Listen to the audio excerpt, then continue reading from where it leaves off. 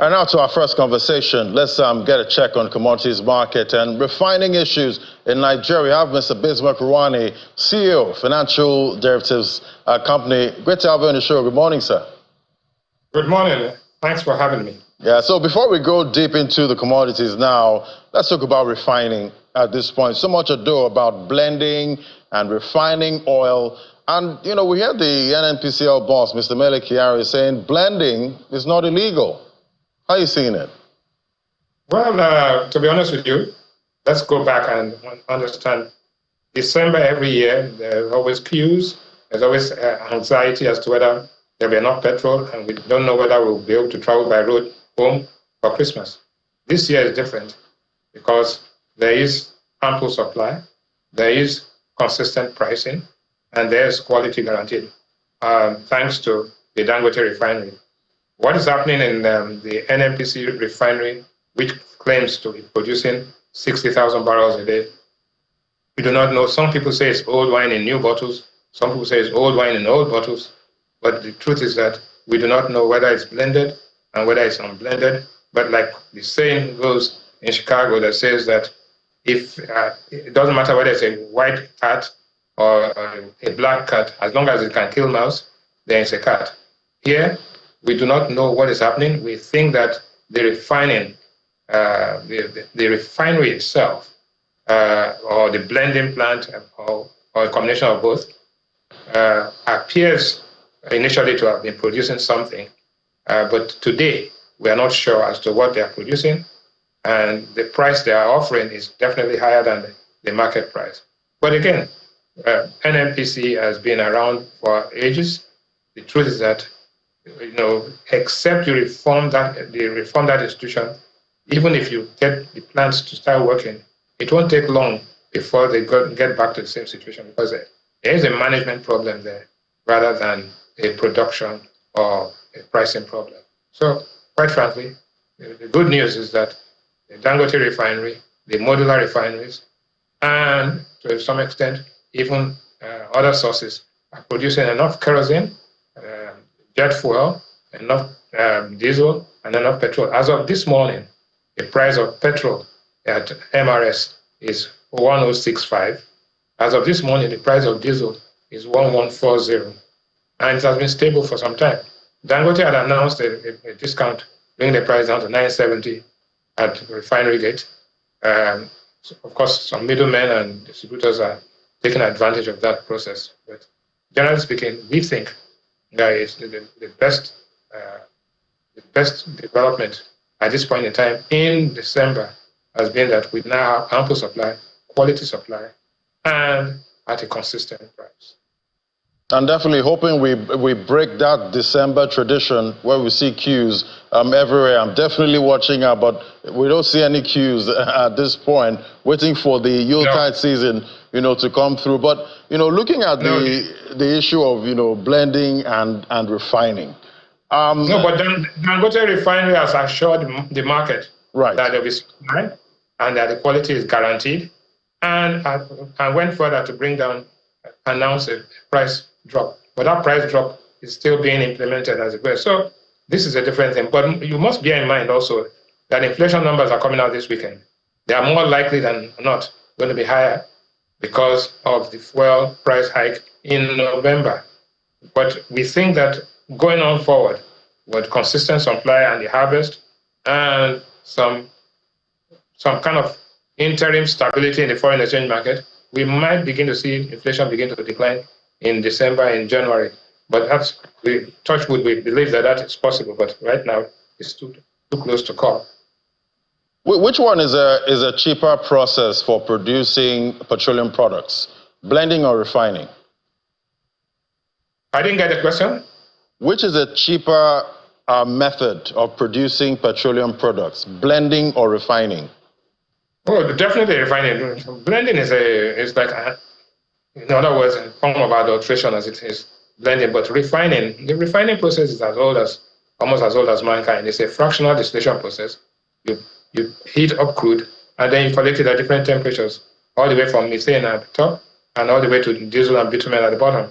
So right now, and you know, Nigeria has had refineries way back over 40, 50, 60 years. The fact that we couldn't maintain them, the fact that we had a situation where importing refined products and scamming the subsidy process has brought us to our knees. Right now, we have vested interest both in the importation of products, the distribution of products, the pricing of products, and the smuggling of products across the country. It will take time before these interest groups are dismantled. But the fact that we have a 650,000 barrel refinery per day refinery, the largest single train refinery in the world in Nigeria, it means that there's hope. But if we have to manage it properly, that's the thing. And I think the fact that it's a private sector owned institution, the fact that they raise money internationally and domestically means that the refinery is going to be under the greatest financial scrutiny the world has ever seen, and that's a good thing for Nigeria. All right, let's look at some recent data from the MBS there, foreign statistics, that's foreign trade statistics. We see China remains Nigeria's highest trading partner, but looking deeper into the report, we see that on the import side, total import from Malta, that rose about 766 billion naira in the third quarter of 2024. After we got reports that Nigeria's import from Malta rose from 0 to about 1 trillion in 2023. What is this data telling us? We know all about that drama about blending in Malta. Yeah. Again, you see, I take this data with a pinch of salt in the sense that I don't know what Nigeria imports from Malta, but for Malta to become a major trading partner of Nigeria means it calls for greater scrutiny. And we have to analyze that properly, whether it's blending or unblended or what have you. I do know that all of a sudden, Malta cannot be a major trading partner in Nigeria all within 1 year. So something is going on there which needs additional scrutiny, like I said. But again, coming back to the real deal, we said I heard you saying just now that the exchange rate appreciated in the NAFEM and NAFEX. But what happened in the parallel market was simply this. In the last couple of days, the Naira appreciated from 1770 at the peak at that point and came all the way to 1580 or something like that. Now, yesterday, it now depreciated again because the Naira was oversold, right? And therefore, we now began to see it's now gotten to 1640.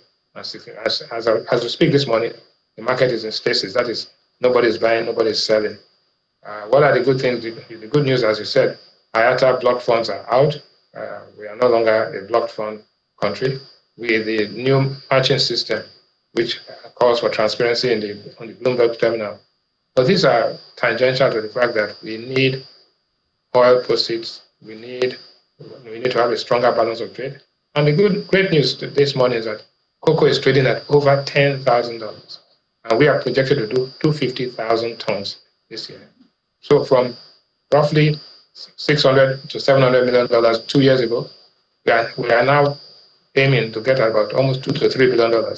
So basically, people in Osun Ekiti, Ondo State, should be actually living a life right now because they're making more money than any other part of the country. So that's good news. The exchange rate has helped us to make our exports cheaper, and that is translating into higher domestic revenue in dollars, and also is translating into higher output and activity in the agricultural producing areas. I think that's one thing to note. Looking at the strengthening of the Naira from last week and also coming into this week, we're still at 1,005 level at this time. When do you see this translating into lower pump price for PMS? Well, the lower global oil price, right, gets to a point. Right now, I think it's about 70, 71, but we think it could go down to as low as 65. But anything below 65 makes shale production, makes fracking unprofitable. And also, so there's a coagulation of interests, right? One, Saudi Arabia does not need price of oil to fall below a particular level. Saudi Arabia is in the mix now because of Trump coming in. You see what's happening in Syria, right? So Iran is under pressure to ensure that it keeps its production levels at market expectations. We also know that the United States also, as a major producer and consumer, the Saudi Arabians, the Iranians, and the Qataris, everybody, we all have an interest. So I think that we will have a global consensus of price of anything between 65 and 70. At that price, though, and if our production does not increase sharply, then Nigeria comes under fiscal pressure because we are borrowing. We just raised $2 billion. We're going to the market again to raise additional money at very high interest rates, 10.5, 10.7.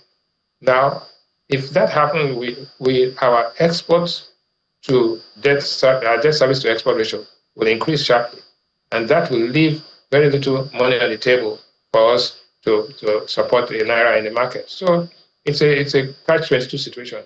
The lower price of oil means that PMS price will go down, but at the same time, it means that Nigeria's export revenues and monies used to support the currency will not be that buoyant. If the currency weakens, then inflation comes back in. So we are between a rock and a hard place here. But generally speaking, 2025 should be better than 2024. At this time last year, inflation was at 28%. At this time last year, the Naira was trading at about 1,110. So the process of Naira volatility had started, and the process of inflation, spiraling inflation had started at this time last year. So the base year effects has begun to play out, as you can find, as you will see when the inflation numbers come out. Ordinarily, we would have said inflation will go up to 36, 37%, but it's not going to go that high because the base, by this time last year, inflation had already started trending upwards, and the exchange rate had already started suffering. That's the truth of the matter. All right, all eyes now watching out for that November inflation report. But thank you so much, Mr. Bezos Kurwani. Always great having your perspective. Thank you. Thank you for having me. I'll take a break now. When we come back, more conversations about how to industrialize Nigeria and Africa. That's in a moment. Just stay with us.